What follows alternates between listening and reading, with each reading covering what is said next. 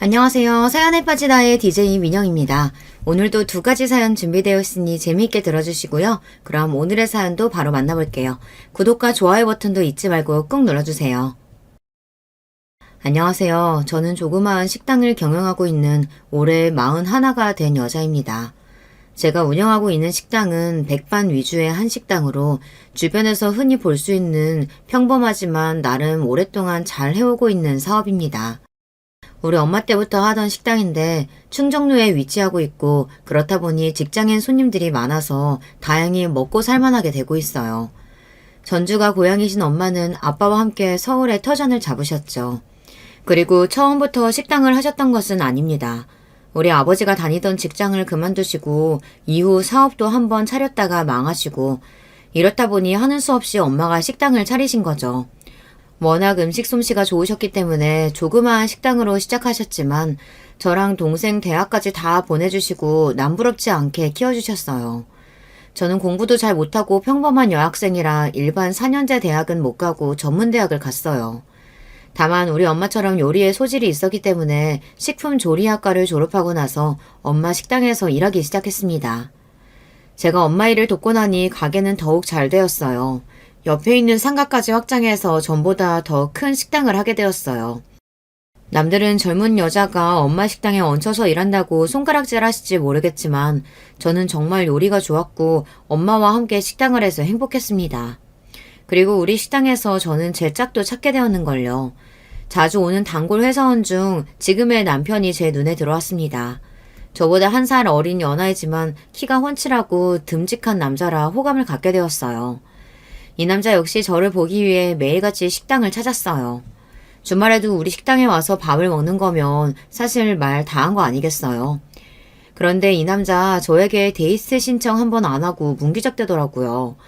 흘깃흘깃 눈짓으로 애정을 보내고 이미 서로 호감을 느끼고 있었는데도 답답한 나머지 결국 제가 나섰습니다. 저 부영 씨랑 영화 보고 싶어요. 우리 같이 영화 볼래요?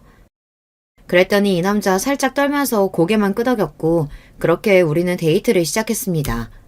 몇 번 만나보니 이 사람 정말 성격도 무던하고 관대하고 사람이 괜찮더라고요. 1년간의 연애 끝에 결국 결혼까지 꼴이 나게 되었습니다. 남편의 부모님은 우리 집안과 공통점이 많으셨습니다. 시부는 예전에 하시던 사업이 계속 잘 안 되시면서 시모가 직접 곰탕집을 차려서 가장 역할을 다 하셨더라고요. 지금은 시부와 시모가 함께 곰탕집을 하고 계세요. 시모는 자기 힘으로 아들 둘을 대학까지 보냈다는 사실에 자부심이 강하셔서 자주 자랑의 말씀을 하십니다. 특히 남편의 동생은 어려서부터 공부를 정말 잘했기 때문에 시모의 자랑이었대요. 이후 의대를 졸업해 대학병원에서 의사로 있는 둘째 아들은 마치 시모 자기 인생의 훈장과도 같다고 했습니다. 그렇지만 제 남편은 시동생에 비해 부족하다고 생각한 시모는 우리 남편과 시동생을 참 많이 차별했어요. 그리고 잘 다니던 직장을 그만두고 나자 남편에게 생활력이 부족하다며 심하게 구박하셨어요. 남편이 직장을 그만두고 몇 달이 되도록 다시 직장을 잡지 못하자 저는 우리 식당에 나와서 같이 일을 하면 좋겠다고 했습니다. 그랬더니 글쎄 시모가 득달같이 저에게 전화를 하셨어요. 야, 내가 내 아들들이 나처럼 식당에서 썩으라고 그 고생해서 뒷바라지 한 게 아니야. 너는 아내라는 사람이 내 아들이 더 좋은 곳에 취직하도록 도와줘야지. 너희 식당 일이라 하는 한량으로 만들려고 그러냐? 저는 우리 엄마부터 저까지 한식당에서 일하는 것이 좋고 남부끄럽지 않아요. 그런데 시모는 자기가 곰탕집을 하는 것부터 자기 아들이 식당 일 하는 것이 몹시 싫었던 모양입니다. 괜히 자기처럼 제가 남편을 무시하고 구박할까 봐서 더 저를 경계하고 못살게 굴었나 봐요. 시모는 자기가 식당에서 돈 번 것에 대한 열등감을 자신의 큰아들과 작은아들을 차별하는 것으로 푸시는 것 같았어요. 시동생은 같은 대학에서부터 사귀었던 여자와 결혼까지 하게 되었는데요. 그 결혼할 여자도 의사고 같은 안과 전문의로 대학병원에 있다고 합니다. 이런 여자와 결혼하겠다고 하는 작은아들이 시모 눈에는 더 대단해 보이고 자랑스러우셨겠죠. 그래서일까요? 시동생 상견례에서 시모의 태도는 정말이지 가관이었습니다. 저는 이 결혼이 처음부터 탐탁지 않았습니다. 혼사라는 것이 집안 간의 균형이 맞아야 하는데 말이죠. 우리 집 바깥 양반은 의사고 내 딸도 당연히 의사가 되는 줄 알고 어려서부터 우리 모두가 지원을 아끼지 않았습니다. 대치동 학원 가까이에 따로 집 사서 각종 학원이며 과외며 사교육을 쏟아부었죠. 그렇게 공부시켜서 의대에 진학하고 지금까지 키워온 겁니다. 하지만 그쪽 아드님은 완전히 다르지 않나요?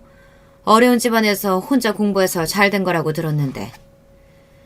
우리 박간 양반은 젊었을 적 사업을 2번이나 말아먹어서 제가 곰탕집 차려서 식구들 먹여 살렸는데 참으로 부러운 팔자시네요, 사부인. 우리 큰애 4살 때부터 우리 어린 세원이 들쳐업고 나가서 식탁 3개 놓고 곰탕집 처음 시작했어요. 그래서 우리 작은 아들 보면 지금도 저는 짠해요. 큰애는 3살까지 젖 먹였는데 우리 둘째는 1년도 채 어미젖을 못 먹였으니까요. 그래서 그런가 애가 감기에도 잘 걸리고 툭하면 배 아프다고 하고 아무튼 우리 둘째한테는 제가 죄 많은 어미예요. 하지만 이런 자리에서 저런 말씀을 하시면 저 사돈댁 앞에서 시부의 얼굴이 뭐가 되나요? 그리고 곰탕집을 해서 시동생은 잘만 자기 공부하고 의대까지 나와 제 손으로 돈 벌어서 시부모 갖다 준 적도 없었어요. 오히려 큰아들인 제 남편이 어려서부터 곰탕집 일 도우며 효자노릇을 했죠. 그래서 지난번에도 시모가 보약 다려서 서방님만 몰래 주고 우리 남편은 안 주려고 했나 봐요. 시모는 동선에 사돈댁에 납작 엎드려서 내내하며 자기 성질을 죽여가며 있었고 사돈 어르신들은 그러는 것이 당연하다는 듯이 내내 시부모를 무시하는 태도였습니다. 그런 사정이 있는 줄은 몰랐네요. 이 서방이 몸까지 약한가요? 그러면 곤란한데. 우리 딸이 결혼하겠다고 고집 피워서 마지못해 보내는 거지. 이 서방이 내세울 게 뭐가 있습니까? 그저 의사라는 직업에 몸 하나뿐인 사람 몸까지 부실해서야. 그제야 놀란 시모는 손사래를 치며 부정했어요. 아닙니다. 아니에요. 제 마음이 그렇다는 거지. 우리 아들 보시다시피 키도 훤칠하고 아주 건강한 총각이죠. 걱정 붙들어 매셔도 됩니다. 그러자 옆에 있던 시동생은 민망해하며 시모에게 작은 목소리로 타박을 했습니다. 엄마, 가만히 계세요. 격식 있는 자리에서 왜 자꾸 엄한 소리를 하시는 거예요? 우리 아들이 나중에 커서 상견례 자리에서 사돈 앞에서 저렇게 저를 타박하면 전 못 참을 것 같은데 왜인지 시모는 작은 아들 말이라면 벌벌 떨고 다 따라줍니다. 아무래도 시모와 시동생은 전생의 빚쟁이와 채권자 관계였나 봐요. 시동생의 상견례 자리가 저와 남편에게는 불편하기 그지 없었습니다. 목에 깁스라도 한 듯이 뻣뻣하게 굴며 무례하게 깔아보는 동선의 친정 가족들의 태도가 과거 우리 친정 부모님에게 시모가 굴었던 모습과 비슷했습니다. 막말로 동선에는 신혼집을 처가해서 마련해주고 했으니 그럴만도 하죠. 우리는 시모가 그렇게 지원해준 것도 없으면서 이날까지 우리 친정은 업신여기지 제 입장에서 더 열받을 수밖에요. 상견례 이후 시모는 의사 집안에서 자란 의사 며느리 보게 생겼다고 입이 귀에 걸리셨습니다. 얘, 작은 며느리가 의사뿐이냐? 생긴 것도 얼마나 참하고 귀한 티가 나는지 말이야. 너는 목도 짧은데 걔는 어쩌면 그렇게 목도 가느라고 기다리냐? 옛날에 태어났으면 작은 며느린 정승집 딸이고 너는 그 수발두는 하녀였을 게다. 아무리 농담이라지만 시모의 얘기에 저는 빈정이 팍 상했어요. 어머님, 목은 그렇다 쳐도 얼굴은 솔직히 제가 더 미인이죠. 지나가는 사람 아무나 붙잡고 물어보세요. 2 며느리 중에 누가 더 예쁘냐고. 너는 나이도 5살이나 많은 형님이라는 게 꼭 사람 얼굴 갖고 그렇게 유세 떨고 싶으냐? 객관적으로 말이죠. 제가 동서보다 더 예쁩니다. 얼굴이 하얗고 갸름한 동양적인 미인이라며 가게에 오시는 손님들 칭찬을 자주 듣는 그런 여자예요, 저. 그에 반해 동서는 정말 평범한 외모에 학교 다닐 때 공부만 하게 생긴 그런 얼굴이더라고요. 그런데도 시모는 말도 안 되게 저랑 동서의 외모를 비교하며 뭐라고? 제가 동서의 종년이었을 거라고 하니 제가 빈정이 안 상하겠냐고요. 하지만 시모의 차별은 그뿐만이 아니었습니다. 서방님이 신혼집을 마련하는데 벌어놓은 돈이 없다는 겁니다. 그래서 명색이 의사인데 설마 했지만 들어보니 대학병원에서 받은 월급이 기대만큼 많지 않아 조금 놀라긴 했어요. 그래도 그렇지 지금 서방님 나이가 몇인데 시모가 신혼집 사라고 그 큰 돈을 주신다는 걸까요? 정작 우리 부부가 결혼할 적에는 장남님에도 땡전 한 푼 안 주셨기 때문에 저는 서운한 마음이 더욱 컸습니다. 여보, 어머님 얘기 들었어? 서방님한테는 신혼집 마련하라고 3억이나 주시겠대.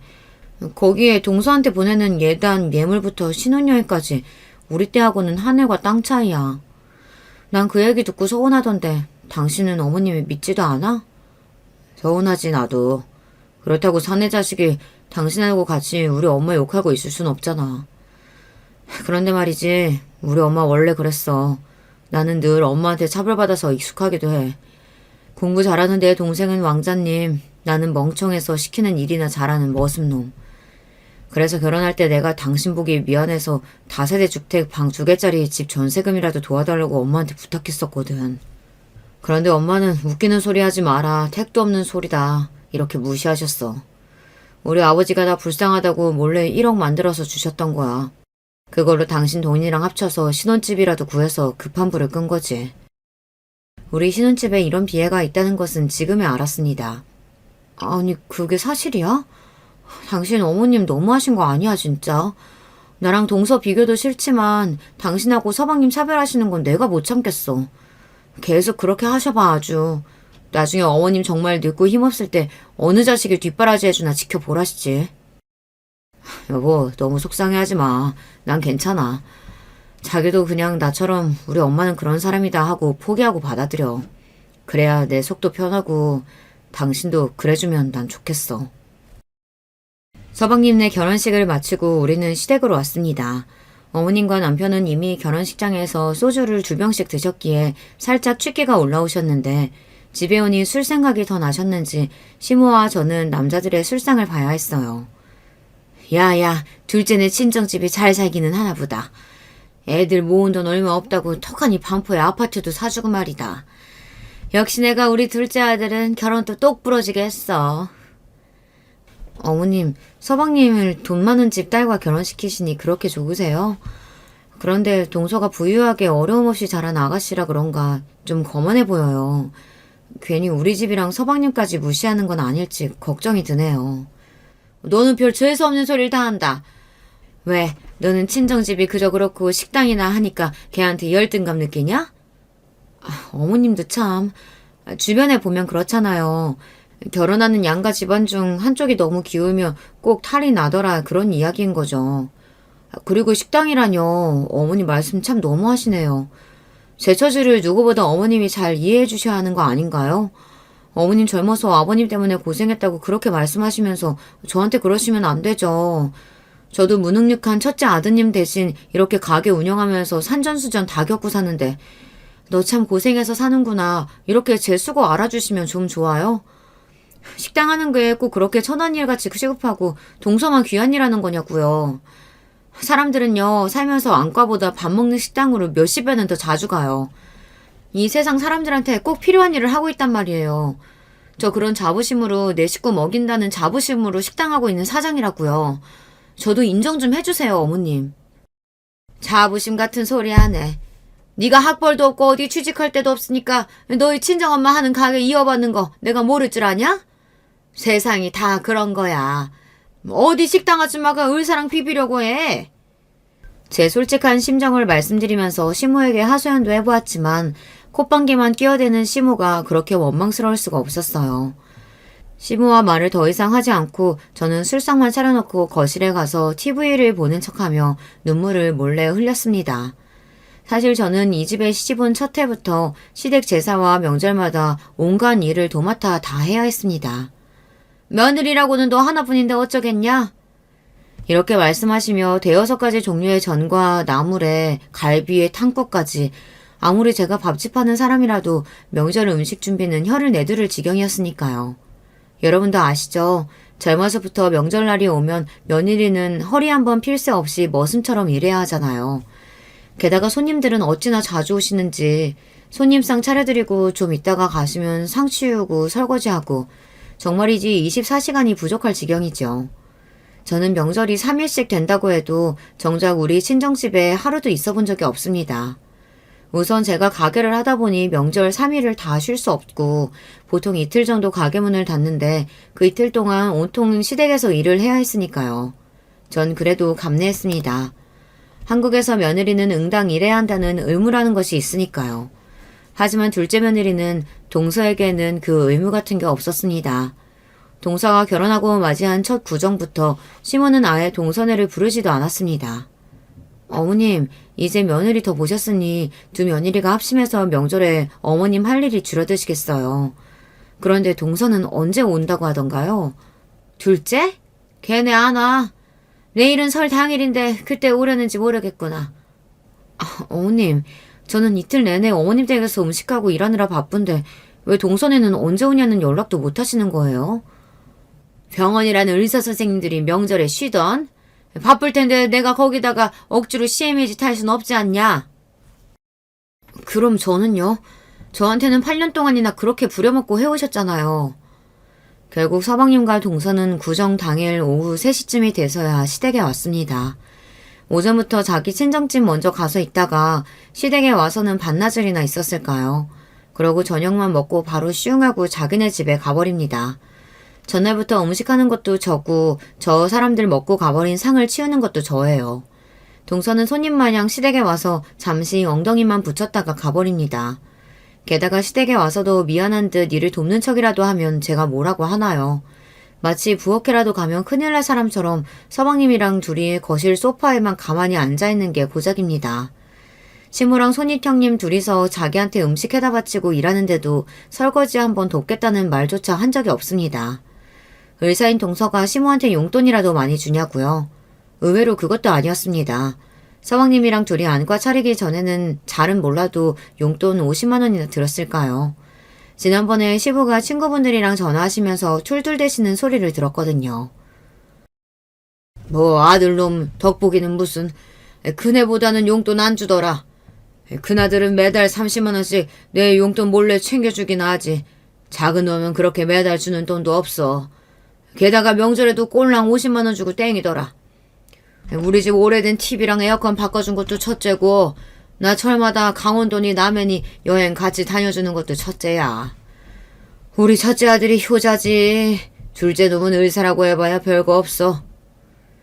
저는 가게를 하니 마음처럼 자주 휴가를 못 내지만 여행비 한 50만 원, 80만 원씩 쥐어주고 남편 보내서 시부모님 모시고 국내 여행을 1년에 한 차례씩 보내드리고 있거든요.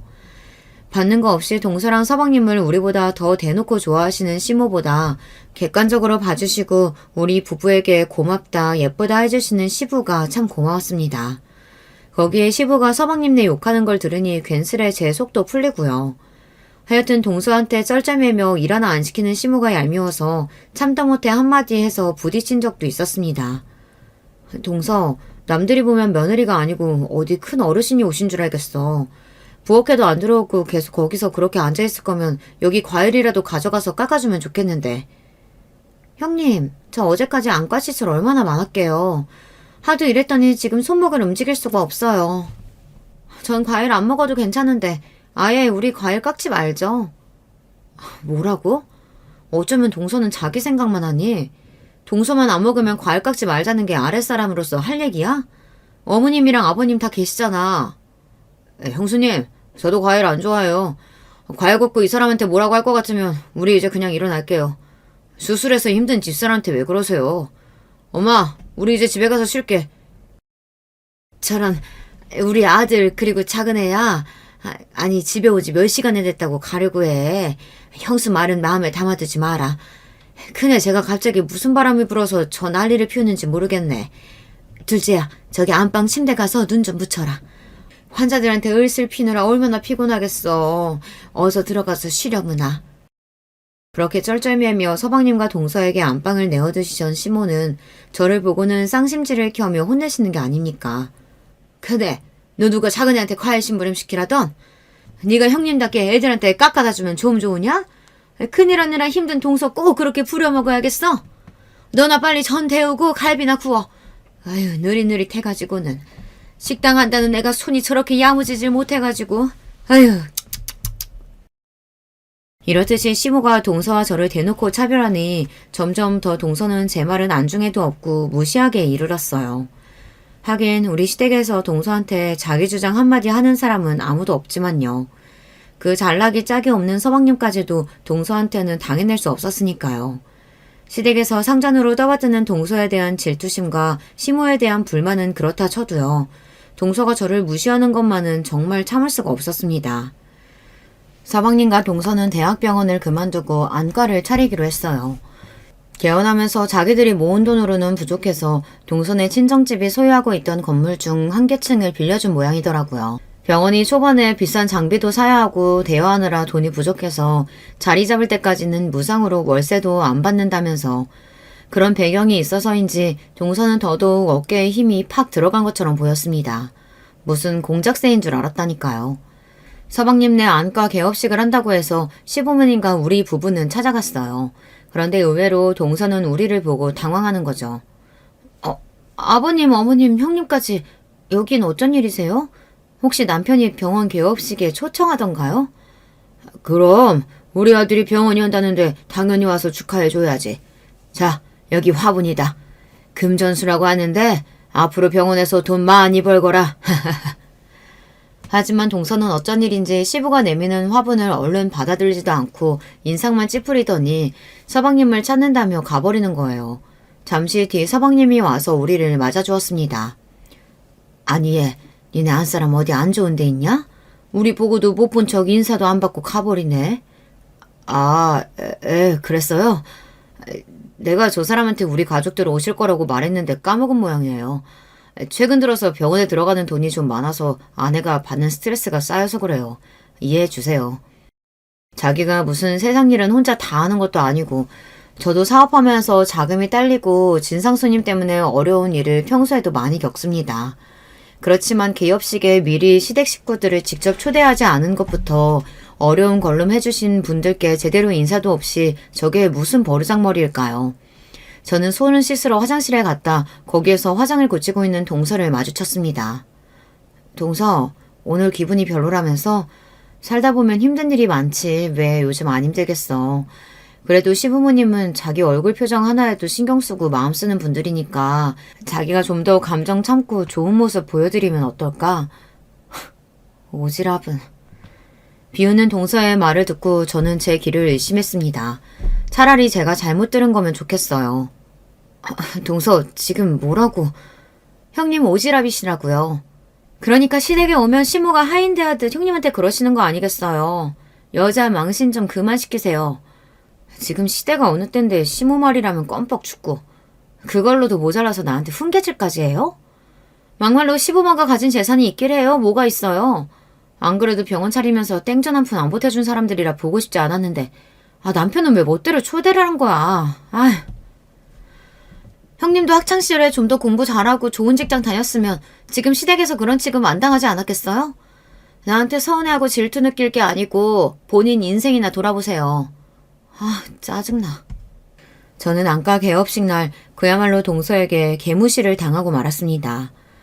평소 그녀가 우리를 무시한다는 것도 알고 있고 그랬지만 이렇게 대놓고 막말까지 듣게 될 줄은 몰랐어요.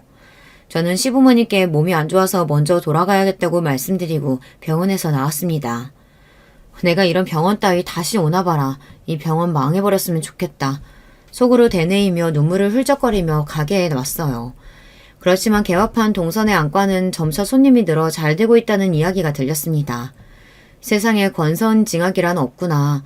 역시 의사고 돈 많은 집안 사람은 일이 잘만 풀리는구나 하고 맥이 빠졌어요. 그런데 어느 날 저는 갑자기 몸이 좋지 않았습니다. 그렇지만 자영업하면서 신세 좋게 병원 가는 일이 어디 쉬울까요?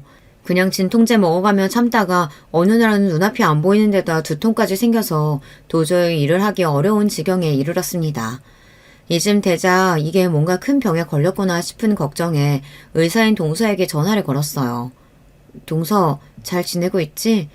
다름이 아니라 내가 요즘 눈이 아파서 나 진찰 한번 봐줄 수 있을까? 요즘 증상이 어떠신데요?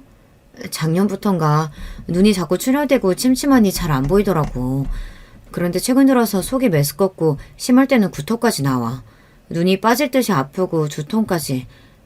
나 괜찮은 걸까? 일단 검사를 해봐야겠지만 증상 얘기 들어보니 녹내장 같기도 해요. 서둘러 병원에 가보셔야겠네요. 저는 지금 바빠서 이제 전화 끊어야 돼요. 동서, 그럼 내가 자기네 병원 가서 예약을 할까? 아니요. 저는 이미 진료랑 수술 스케줄 꽉 차 있어요. 다른 병원 가보세요. 그럼 이만. 그러고는 동서는 전화를 끊어버리는 것이 아니겠습니까? 아무리 그래도 가족인데 아픈 형님을 이렇게 나몰라라 할 수 있을까요? 내가 공짜로 동선의 병원에서 수술을 받겠다는 것도 아닌데 저를 무슨 거지 취급하는 동서가 너무 원망스러웠습니다. 내가 앞으로 너를 상종하나 봐라. 너 어려울 때 다시 한번 보자. 의사는 금칠했다니? 사람은 누구나 다 고난 겪어. 그런 식으로 한 네가 내 도움 한번 필요 없을지 어디 한번 두고 보자고. 저는 속으로 이렇게 일을 가며 서러운 마음에 집에 와서 남편 앞에서 하소연을 했어요. 제 이야기를 들은 남편은 크게 놀라면서 함께 동서를 욕했습니다. 당신이 겪은 일이 사실이라고? 진짜 재수씨가 그렇게 말했어? 사람이 진짜 너무하네. 내 동생 세원이처럼 이기적인 건 진작 알고 있었지만 그 정도로 인간이 못돼 먹은지는. 나도 이제 재수씨 우리 가족으로 생각 안 해. 못된 것 같으니라고. 우리 엄마 아빠 이 일 알고 계셔? 내가 확 일러 바칠까? 여보, 참 어머님이 당신 편 들겠다.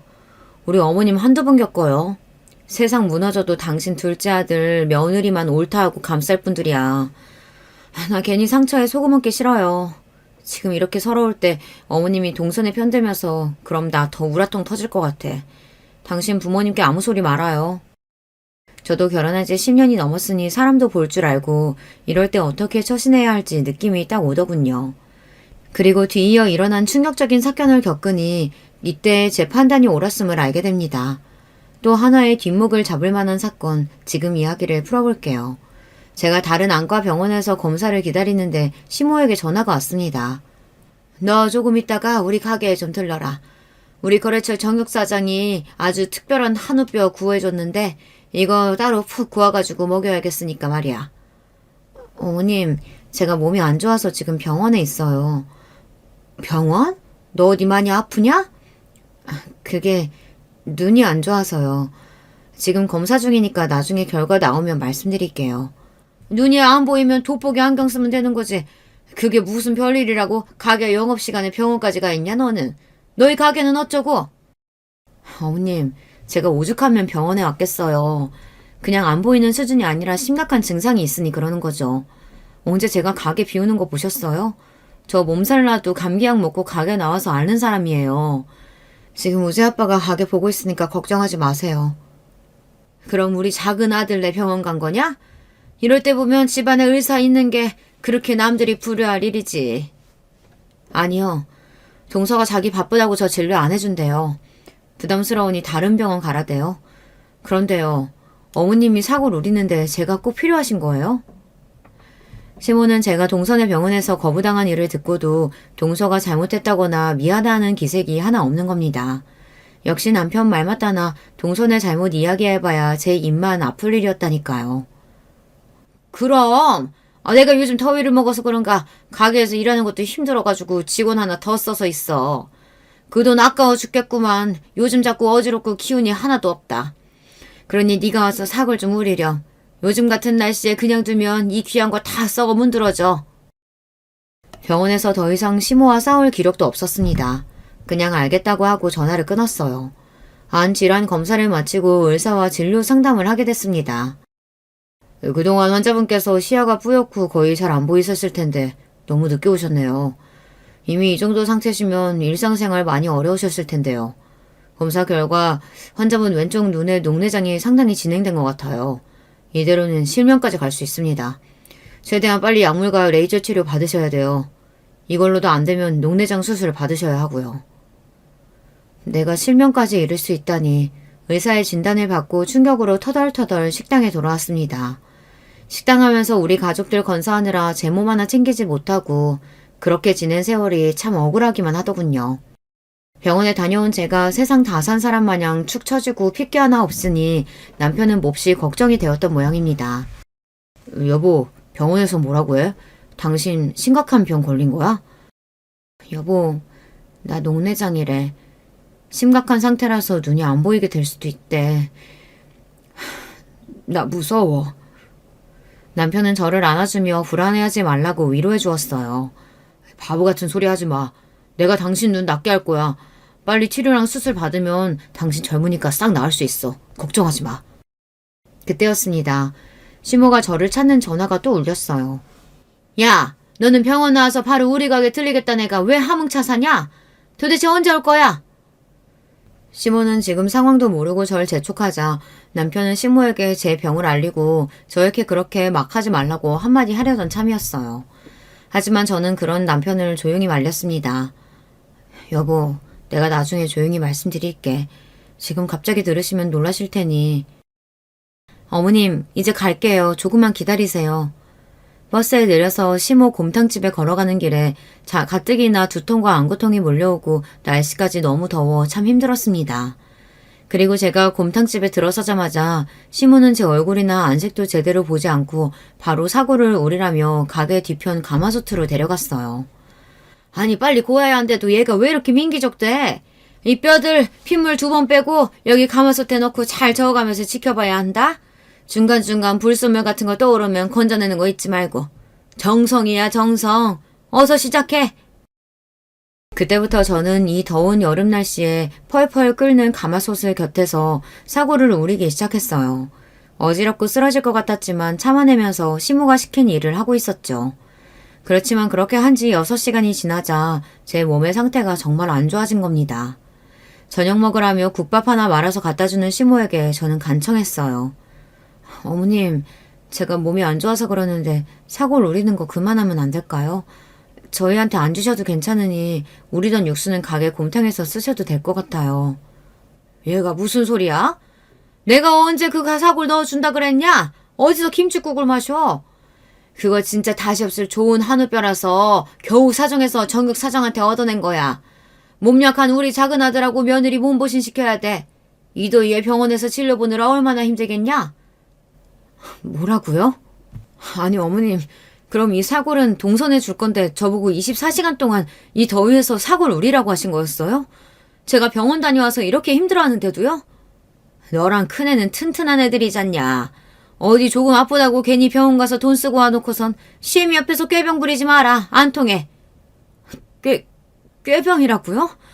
시원한 에어컨 나오는 병원에서 일하는 작은 며느리는 안타깝고 이 더운 가마솥 옆에서 일하는 큰 며느리는 꾀병이라뇨. 저는 몇 시간 동안 쪼그려 앉았다 화를 참을 수 없어 갑자기 일어나는 순간 머리가 핑하고 돌며 주변이 흐릿해지더니 그대로 쓰러지고 말았습니다. 어느덧 눈을 떠보니 제가 병원 응급실에 와 있었던 거예요. 곁에는 제 손을 잡고 하도 울어서 눈이 퉁퉁 부어있는 남편이 보였습니다. 여보, 이제 정신 들어? 당신 쓰러져서 구급차에 실려서 여기 온 거야. 기억나? 도대체 어떻게 된 거야? 나 결국 쓰러졌던 거구나. 어머님이 나한테 24시간 동안 사골을 우려서 동선에 갖다 줘야 한다고. 나보고 꾀병 부리지 말라면서 억지로 시켜셔서 그래서 내가 그만. 지금 이 더위에 동생네 해준다고 당신을 그렇게 부리셨다고? 게다가 엄마가 그렇게까지 막말을 했단 말이야? 남편이 어찌나 소리를 크게 쳤는지 응급실 내 사람들이 모두 쳐다볼 지경이었어요. 여보, 소리 낮춰. 진정이 좀 해봐. 아니, 나 진정 못해. 더 이상 못 참아. 내 와이프 건들면 엄마도 나한테 죽어. 그렇게 남편은 이성을 잃고 병원 밖으로 뛰쳐나갔습니다.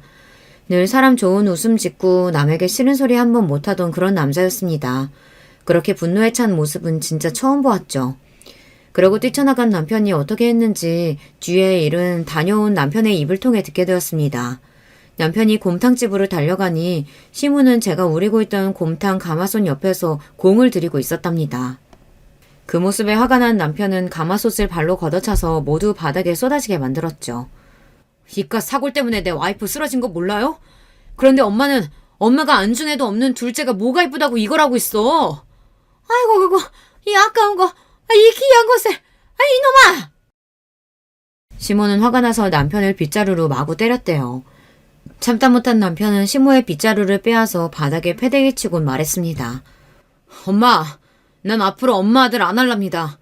엄마한테 무슨 일이 생기던지 말던지 큰아들하고 큰며느리는 이제 없다고 생각하세요. 연락도 하지 마시고요. 남편은 그러고 나가선 그 뒤로 진짜로 시모와 연락을 뚝 끊어버렸답니다. 시모의 전화도 받지 않고 생신 때 찾아뵙지도 않았어요. 둘째 아들만 예뻐하며 싸고 돌아도 이해하라던 마음 넓은 남편이 저 때문에 시댁과 인연을 끊겠다고 말하고 정말 뱉은 말대로 하고야만 하는 남자였습니다. 전 이번 일로 남편을 다시 봤어요. 남편은 제 녹내장 수술과 치료하는 내내 저와 함께 다녀주고 저 대신 가게 일도 열심히 하면서 지냈습니다. 이번 일을 겪으면서 전 남편이 그렇게 고마울 수가 없었어요.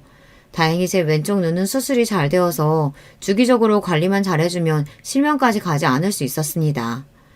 우리 집과 연락을 끊고 나서 시모는 크게 아쉬움 없이 사는 눈치였습니다. 오히려 자기 잘못은 생각 못하고 저랑 남편 욕을 하면서 지낸다더군요. 그렇게 몇 개월이 흐르고 갑자기 시부의 연락을 받게 되었어요. 시모가 곰탕집에서 일하다가 갑자기 쓰러져서 병원에 가 있으니 병문안을 와달라는 거죠. 하지만 남편은 단칼에 거절했습니다. 아버지가 쓰러지셨으면 제가 가보는데요. 엄마는 얘기가 달라요. 독한 분이시니까 병원에서 처치받고 하면 좋아지시겠죠. 아, 잘난 의사 아들 있으니까 거기에 연락해보세요. 진짜 그렇게 전화를 끊은 남편은 시모가 어떻게 되었든 신경 안 쓴다는 듯 가게 일을 하러 들어가는 겁니다. 며칠 뒤에 저는 시부에게 전화를 드렸어요. 시모가 어떻게 되신 건지 궁금했기 때문이죠. 그 며느리야, 전화해줘서 고맙다. 그래, 너희 남편은 어미에 대해 아직도 앙심이 안 풀렸다던? 죄송해요. 아버님까지 심리 끼쳐드려서. 그렇지만 그이도 저도 어머님 뵙고 싶어서 드린 연락 아니고요. 그저 제가 궁금해서 몰래 전화드린 거예요. 어머님은 좀 어떠세요? 바늘 하나 찔러도 안 들어갈 것 같은 강해 보이던 너희 시어미도 사람이더라. 뇌출혈이 일어나서 쓰러졌는데 지금까지 몸을 잘 움직이지 못하는구나. 의사 말로는 뇌출혈 후유증으로 신경이 잘못됐다나. 저런 큰일이네요. 서방님은 어머님 보고 뭐라고 하세요? 그 자식, 그 불효막심한 놈은 아직까지 둘째네 부부 누구도 너희 엄마 보러 오지 않았다. 그렇게 지들 뒷바라지하고 쓰러진 그날도 반찬 해대다 둘째네 집에 보낸다고 부엌에 있던 모양인데 지희 엄마가 저렇게 됐으면 의사인 아들이 와서 봐줘야 할 것 아니냐. 내가 좋은 병원에 연결이라도 시켜달라고 했더니 어디 병원 가보라고 문자만 보내놓고 아직까지 전화 한 통 없구나. 내가 네 이야기 들어서 알고 있다. 그건 얼마나 네가 시애미에게 한이 맺히면 그럴까 싶구나. 그런데 둘째 자식놈들은 그러면 안 되지. 네 시어머니가 이번 일로 상심이 크더구나. 특히 작은 아들내한테 큰 충격을 먹은 모양이야. 시모가 생각보다 큰 병에 걸리신 것도 그렇지만 이런 상황에서도 서방님과 동서가 모른 채 하다니 정말 인간 말종이네요. 이에 충격 먹은 시모도 이해가 갔습니다. 하지만 그렇다고 해서 제가 시모를 챙겨주겠다는 마음은 전혀 들지 않았습니다. 그러게 잘해주던 첫째네 차별 좀 덜하시고 가슴에 대문만 박지 않았어도 지금 얼마나 남편이며 저며 병간호를 잘해드렸을지 시모는 이제 자식 누구 의지 하나 할 데 없이 안타까운 신세가 되셨죠. 그리고 한 2달쯤 지났을까요? 갑자기 서방님이 우리 가게에 찾아오셨습니다. 가게 하는 자기 엄마나 우리 남편을 창피하다면서 가게에 발걸음도 잘 안 하던 사람이었습니다. 그런 사람이 연락도 없이 갑자기 찾아오니 당연히 놀랄 수밖에요. 아니, 세훈이 네가 웬일로 우리 가게까지 왔냐?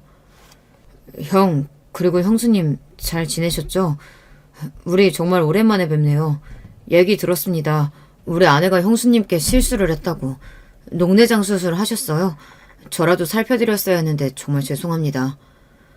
그러셨군요. 다행히 수술 잘했고 많이 좋아졌어요. 그런데 무슨 일 있으세요? 얼굴이 많이 상하셨네요. 식사 안 하셨으면 밥부터 드시죠. 저는 서방님이 뭔가 심상치 않음을 느끼고 주방에 들어가서 이것저것 좋은 반찬들을 챙겨 한 상 차려 서방님께 드렸습니다. 어서 한 술이라도 뜨세요. 며칠 굶으신 것 같은데 사람이 밥심이 있어야 무슨 일이든 하죠. 저는 그간 서방님께 대한 좋은 감정은 없었습니다. 하지만 시모나 동서나 모두 정말 기가 세고 못된 여자들 속에서 서방님이 길을 제대로 못 펴고 살아왔던 것은 어렴풋이 짐작하고 있었어요. 허겁지겁 밥을 먹는 서방님을 보니 동정심마저 들었습니다. 형수님, 그간 제가 잘해드린 거 하나 없는데 정말 감사합니다. 밥 정말 맛있어요. 이렇게 누군가 정성스럽게 차려준 집밥 먹은 지가 얼마만인지. 저 방금 이혼하고 법원 다녀오는 길입니다. 갑자기 이혼이라니 뜻밖의 소식에 저와 남편은 너무 놀라 서방님의 이야기를 가만히 듣고만 있었어요. 서방님은 그간 자신이 겪은 일이며 모두에 털어놓지 못했던 감정들을 우리 앞에서 오랫동안 풀어내고 있었습니다. 우리 아내가 아시다시피 자기 자신만 아는 사람이에요. 저한테도 그랬죠. 없는 집에서 의사된 개천에서 난 용 같은 신세라고. 자기랑 자기 친정에 잘하지 않으면 바로 아웃이라면서 참 눈치 보게 만들었습니다. 그 사람이 우리 집에 못하는 것도 다 그래서 참아주고 넘어간 거예요. 형수님 일 나중에 듣고도 제가 얼마나 그 사람한테 화를 내는지 몰라요. 그렇지만 저는 병원도 그 사람 덕에 하는 거였고요. 집도 처갓 것이고 도통 제가 할 수 있는 게 없이 자유라는 것도 없었어요. 그러다가 엄마가 쓰러지셨다는 소식 듣고 찾아뵙고 도움도 드리고 싶었는데 아내가 병원이 엄청 바쁜데 그런 데에 신경 쓸 시간 없다고 저를 다그치더군요. 이건 아니지 않습니까? 다른 사람도 아니고 우리 엄마가 쓰러지셨는데요. 그래서 아내와 그 후로 사사건건 부딪히고 싸우고 저도 감정이 폭발하고 말았죠. 그러다가 이혼 서류에 도장까지 찍게 된 겁니다. 서방님의 이야기를 들어보니 미처 제가 생각지도 못한 속내와 어려움이 많았더군요. 동서만큼 못돼서가 아니라 서방님도 어쩔 수 없이 방관하고 있었던 거예요. 그리고 이혼까지 가다니 정말 대단한 용기였습니다. 왜냐하면 제가 알기론 순수익만 한 달에 5천만 원 이상 나오는 잘 되는 안과를 그만두기가 쉽지 않잖아요. 게다가 의사면서 돈 많은 처갓집도 포기해야 하고 살고 있던 강남의 아파트에서도 당장 나와야 했을 테니까요. 잘했다. 너 그 여자 계속 살았으면 네 명에 못 죽었을 거야. 남편은 서방님이 이혼을 잘했다며 격려해주고 같이 소주를 마시며 그간의 많은 이야기를 했어요. 원래 어려서는 남편과 서방님 사이가 좋았다고 해요. 그런데 서방님이 학창시절 전교 1등만 하다가 의대까지 가면서 점점 시모는 대놓고 남편을 차별해 둘 사이가 어색해진 거죠. 그리고 각자 결혼해서 살면서 오해가 많이 쌓였지만 그래도 형제간의 인연은 끈끈한 법이니까요. 이렇게 둘은 서로에 대한 진심을 터놓고 나니 전처럼 의좋게 잘 지내고 있습니다. 서방님은 안과를 그만두고 나서 다른 안과에서 페이닥터로 많은 월급을 받으며 혼자 살고 있어요. 그리고 시모를 뵈러 가끔씩 시댁에 들린다고 해요. 시모는 지금 병원에서 퇴원하고 나서 집에 계시면서 시부와 입주 간병인의 도움을 받으며 겨우 지내고 계신다네요. 곰탕집은 시부 혼자 하시기 힘들어 처분하시려는 계획이세요. 얼마 전엔 저에게 곰탕집 인수를 권하셨지만 제가 지금 한식당에 곰탕집까지 하기는 무리거든요. 그렇지만 남편이 맡아서 하는 방법도 있었기 때문에 남편은 생각을 좀 해보겠다며 시모 대신 남편이 곰탕집에 가서 가게를 하고 있습니다. 저랑 같이 식당을 해왔고 어려서부터 곰탕집 일을 해본 남편은 역시나 잘 맡아서 하리라 믿고 있지만요. 그렇지만 여전히 남편은 시모를 만나는 것은 거부하고 있습니다. 남편이 곰탕집까지 맡게 되면서 우리 부부는 돈도 훨씬 많이 벌며 잘 지내고 있던 와중 최근에 정말 기쁜 소식을 듣게 되었어요. 그 소식은 바로 동선의 안과 병원이 망해버린 것이죠. 서방님이 이혼하면서 그만두고 나자 동서 혼자 운영했지만 능력 역부족이었나 보죠. 병원의 환자가 눈에 띄게 줄기 시작한 겁니다. 단골 환자들은 입을 모아서 싸가지 없는 여의사 말고 잘생긴 남자 원장 어디 갔어? 라고 했다네요. 역시 인성 바가지에 싸가지 없는 건 어디에 가도 표가 나는 법인가 보죠. 요즘은 개업한 의사들이 예전처럼 콧대 놓고 불친절하면 팔이 날리기 십상이거든요. 결국 동서 혼자 운영하던 안과는 적자만 기록하다 결국 망했다고 하네요. 월세 안 받던 동선의 아버지도 뭐에 화가 나선지 2년 동안 기다려줬으면 할 만큼 했다면서 병원 빼서 나가라고 새로 월세에 800원짜리 가게를 받겠다고 말이죠. 동서 그 성격에 남의 병원 밑에 들어가 페이닥터로 있을 것도 아니고 제 병원 폐업하고 나서는 친정집에서 백수로 놀고 먹는다고 들었습니다.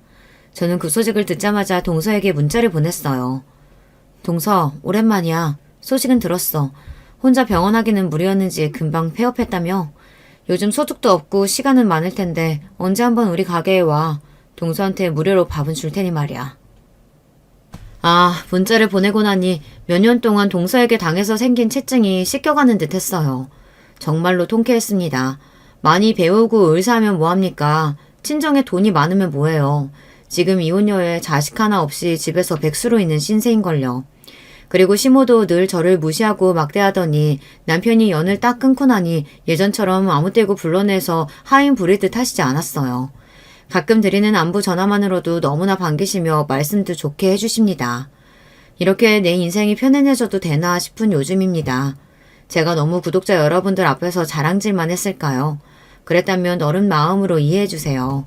매일 천덕꾸러기 취급만 받다가 이렇게 행복한 나날을 처음 맞아서 그렇습니다. 제가 가방끈은 짧은 데다 글재주도 없는데 지금까지 제 사연 잘 들어주셔서 정말 감사합니다. 후에 동서와 시모에 관한 새로운 이야기가 생겨나면 그때 또 이곳에 사연 보내볼게요. 그럼 이만 안녕히 계세요. 여러분, 두 번째 사연 시작하기 전에 좋아요, 구독 꼭 눌러주실 거죠? 그럼 두 번째 사연 바로 시작합니다. 안녕하세요. 저는 서울 마포구에서 남편이랑 아이 둘 키우면서 단란하게 살고 있는 삿바 채널 애청자입니다. 제 이야기를 나눠보고 싶어서 신청자로 나서게 됐는데요. 부끄럽게도 제가 원체 논리정연하지 못한 성정을 타고 나서 사연으로 잘 써볼지 걱정부터 앞서지만 응원해주시는 마음으로 들어주신다면 정말 감사하겠습니다. 오늘은 신기하리만치 구름 한 점 없는 맑은 날씨였는데요. 이런 날씨를 보면 자연스레 떠오르는 날이 있어요. 제가 시어머니를 처음 뵙던 날이 생생하게 떠오르는데 그분은 당시 제게 마른 하늘의 날벼락 같은 존재셨네요. 저는 위풍당당하게 시부모님을 뵈러 갔었지만 시어머니 기세 앞에서 저는 금세 풀이 좀 죽었었죠. 한 성격 하시는 분이라는 것 정도야 사진 정보로 알고 있었지만 역시 머리로 예상하는 거랑 눈으로 직접 보고 경험하는 거랑은 하늘과 땅 차이입니다. 아이고 내 팔자야. 그놈의 미국이 결국 우리 준성이 발목을 잡아도 지나치게 잡는구만. 미국으로 공부하러 갔던 것까진 좋다 이거야 나도. 근데 가당치도 않게 별 보잘것없는 인연을 만들어와서 결혼까지 하느니 마느니 이러고 있으니 아이 내 속이 죄다 안 문드러지게 생겼어. 우리 준성이가 기어이 엄마 가슴에 대못을 박으려고 작정을 했구나. 시어머니께서 당신의 가슴을 과장스레 주먹으로 두들기며 저렇게 외치고 계실 때 제가 눈 시퍼렇게 뜨고 그 앞에 앉아 있었어요. 그러니까 제 면전에 대고 저런 말씀을 하신 것이었죠. 제가 다니는 직장 이름을 들으시고는 표정이 아주 침울해지셨다가 제 연봉을 들으시고는 미간에 주름이란 주름은 다 잡으셨어요. 아니, 그거 받아서 누구 코에 붙이려고. 이봐요 아가씨. 이름이 뭐 영희라고 했나? 그래요 영희 양. 사람이 눈치가 없으면 염치라도 있어야 하는 법이에요. 본인이 돈을 그렇게 약소하게 벌면 집안 수준은 거대해야 하겠죠. 아까 초반에 말씀드렸다시피 부모님께서는 제주도에서 삼겹살 식당 하시고요. 아빠는 도와주시는 수준이라 사실 엄마만 전적으로 하고 계세요. 식당 그거는 몇 평짜리? 위치는 어딘데? 매출 얼마나 나오는데? 네?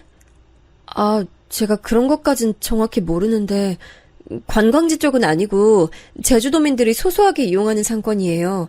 인터넷에 검색하면 가게 바로 나오니까 지금 보여드릴게요. 여기 보시면 가게 옆에 있는 공간, 여기가 주차장이고요. 아이 됐어요. 더 볼 것도 없으니까 휴대폰 저리 치워. 내가 아산병원으로 안과 진료 받으러 다니는 사람인데 내 귀한 눈에다 대고 그렇게 허락도 없이 아무렇게나 휴대폰 화면 들이대는 거 아니에요. 그거 아주 무식한 행위예요, 영희 양. 아유, 그거 없이 자라서 못 배운 사람들이 이러더라. 네, 죄송합니다. 저는 그냥 빨리 보여드리고 싶은 들뜬 마음에 별 생각 없이 행동했어요. 제가 우물쭈물 변명 같은 사과를 드리자 시어머니께서는 못마땅하셨는지 쯧쯧 혀를 차셨죠. 그 소리가 얼마나 크던지 저는 순간 딱따구리가 나무에 부리를 박는 소리 같다고 찰나에 생각했습니다. 그러고 보니 시어머니께서는 파마도 뭔가 중년 연예인들이 하듯이 고상하면서도 과장된 모양으로 하고 계셨고 옷도 무슨 전통 찻집 사장님 같으신 분들이나 입으실 것 같은 한복이라고 하기에도 애매한 걸 입고 계셨어요. 한마디로 범상치 않으셨습니다. 시어머니의 화법, 쨍한 목소리까지 합쳐져서 저는 왠지 제가 주말 드라마 세트장에 들어와 있는 것 같다는 착각마저 들었네요.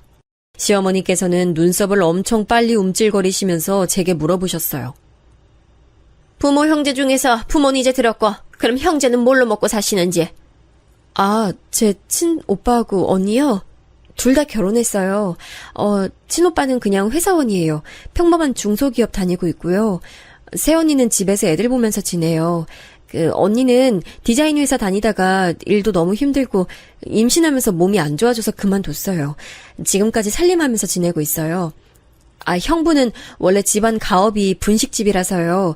그거 이제 물려받으실 준비하면서, 네, 그렇게 지내시네요. 뭐야? 가업이 분식집? 그게 설마 번듯한 매장 그런 게 아니라 초등학교 앞 작고 허름한 분식집 뭐 이런 걸 말하는 건 아니지? 그쵸, 영희양? 어떻게 맞히셨어요? 네, 맞아요. 초등학교 후문 쪽에 있는 작은 분식집이에요. 사는 곳이 멀어서 아쉬울 만큼 진짜 맛있는 곳이에요. 제가 밝게 대답했을 때 시어머니께서 마치 이제 도저히 못 참겠다는 기색으로 목재 좌식상을 손으로 콱 내리치셨어요. 시댁의 거실에 그 굉음이 울려 퍼졌고 저는 너무 놀라서 입을 멍하게 벌린 채로 저를 향해 눈을 무섭게 부라리는 시어머니를 응시했습니다. 결사반대. 내 눈에 흙이 들어가도 무조건 반대. 어디 감히 그따위 수준으로 내 아들 준성이를 넘보고 우리 집안에 입성하려고 들어? 네? 저기 실례지만 도대체 저희 집안 어디가 어때서 그따위 수준이라고 하시는지 도통 모르겠습니다. 이보세요, 영희양. 난 말이에요. 지덕체는 기본이고 배경까지 완벽하게 갖춘 며느리를 원합니다. 수준이란 게 높아야 한다고. 이미 우리 집안 맏며느리는 그런 인물이에요. 워낙 고아한 집안에서 난 인물이 우리 맏며느리이기 때문에 나는 그 다음에 들어올 며느리도 응당 그런 수준 정도 되어야 한다고 봐요. 죄송하지만 저희 집안도요. 제법 감성 있고 특색 있고 화목 넘치는 집안이라고 생각합니다. 천하고 품격 떨어지고 이런 거 난 일절 사양입니다. 영희양, 난 그리고 우리 집안이 이런 조건 정도는 요구할 만한 집안이라고 생각해요. 본인 스스로도 자격 미달임을 눈치챘을 텐데 양심이란 게 있고 우리 준성이 정말 위하고 아낀다면 이 결혼 포기해줘요. 조용히 사라져줬으면 하는 바람이 있네요. 하지만 저는 준성 오빠 진심으로 사랑해요. 그 어떤 조건도 따로 보지 않았고 서로에 대한 강한 이끌림과 확신, 잘 맞는 성격 이런 것들만 봐서 결혼해서 행복하게 잘 살 거라는 생각이 자꾸 들어요. 그런 생각 너 혼자서 실컷 하시고 우리 준성이하고 같이 하지만 않으면 돼요. 영희양 본인에게 맞는 남자 새로 만나서 살면 얼마나 좋겠어요. 우리 집안하고는 인연 여기까지 끊습니다. 오케이? 저는 오케이 못합니다, 어머님. 저한테 준성 오빠밖에 없는데 새로운 남자가 어디 있겠어요? 없어요. 이게 근데 보자 하니까 확실히 그냥 니까짓 게 오케이 못하면 어쩔 거야? 어쩔 거냐고. 너 내 손에 귀싸대기 얻어맞고 쫓겨나야 주제 파악하고 우리 준성이 인생에서 사라질래? 그렇게 된다면야 내가 네 귀싸대기를 1000번 10,000번이고 때릴 수 있어. 얻어맞고 가서 너한테 걸맞는 철수를 만나든 누구를 만나든 알아서 하란 말이야. 괴성은 시어머니께서 지르셨는데 저는 되려 걱정하는 입장에 놓였죠. 왜냐하면 시어머니께서 마치 과호흡 증세 온 것 마냥 숨막혀 하시면서 헐떡거리셨거든요. 저러시다가 의식 잃고 쓰러지시는 건 아닌가 싶었습니다. 제가 안절부절 못할 때 내내 시어머니의 곁에 앉으신 채로 침묵만 지키시던 분이 드디어 입을 여셨습니다. 바로 시아버지셨죠. 우리가 잘나면 그거 뭐 그렇게 잘났다고 어여쁜 아가씨를 이렇게 쥐잡듯이 잡아. 우리 아들하고 결혼하겠다고 얼굴 비추러 온 아가씨한테 당신도 참 매정하구만. 성질머리가 이러니까 화병에 걸리지. 뭐가 어쩌고 저쩌요? 말 다 했어요? 누가 화병에 걸린다는 거예요? 대뜸 왜 이쪽이 아니라 저쪽 편을 들고 난리래? 이럴 거면 그냥 계속 입 닫고 있어요. 사람 열받게 하지 말고. 봐. 지금도 화병 걸려서 호흡 거칠어지고 심장 뻐근해지니까 안색도 나빠지고 있지. 당신 제발 적당히 좀 해. 당신 말 맞다나 우리 집안이 그 정도로 유세 부릴만 하다면 지금 이렇게 품격 없는 모습 보이면 안 되는 거 아닌가? 시아버지께서 나긋나긋한 말투로 엄청난 일침을 날리셨고 시어머니께서는 그 즉시 뒷목을 잡으셨습니다. 도저히 이 자리에 더 못 있겠다 하시면서 방으로 들어가겠다 하셨고요. 제가 부축해드리려고 했는데 엄청나게 살벌한 시어머니 눈빛을 마주하고서 포기했습니다. 어색해진 상황에서 저도 그냥 이제 일어나 보려고 하는데 시아버지께서 그때 제게 넌지시 이런 말씀을 건네셨어요. 내 생각엔 말입니다. 부부란 서로 상호 보완작용을 하면서 살아야 하는 법이에요. 너만 잘났냐? 나도 잘났다. 이러면서 살면 골치 아픕니다. 차라리 한쪽이 부족하고 어설프고 이런 경우가 나아요. 하여간 남은 평생을 함께 살아가는 걸 반드시 내다보고 결혼이라는 걸 해야 하는 거예요. 난 그런 측면에서 아가씨가 우리 작은 아들하고 결혼 짝으로는 아주 잘 맞을 것 같아요. 내 생각은 그렇다는 거고, 아가씨가 오늘 이후로 생각이 달라져서 결혼이 안 하고 싶어졌다. 이렇게 나오면 붙잡을 도리는 없네요. 그건 분명 저를 향한 적극적인 찬성이었어요. 갑자기 든든한 찬성파 지원군을 맞이한 것에 저는 너무 기분이 들뜬 나머지 시아버지께 아무 대답도 못 해드렸고요. 대신 시댁을 나오던 길에 남편을 바로 마주쳤을 때는 정확하게 제 생각을 전달했네요. 참고로 원래는 당연하게도 남편하고 둘이 시댁에 인사드리러 가려던 계획이었어요. 근데 남편이 아침 일찍 서울 근교에 볼 일이 있어서 나갔다가 돌아오는 도로에서 하도 차가 막혀서 갇혀있던 거죠. 육중 추돌 교통사고가 크게 났다는데 이건 거의 천재지변이었으니까요.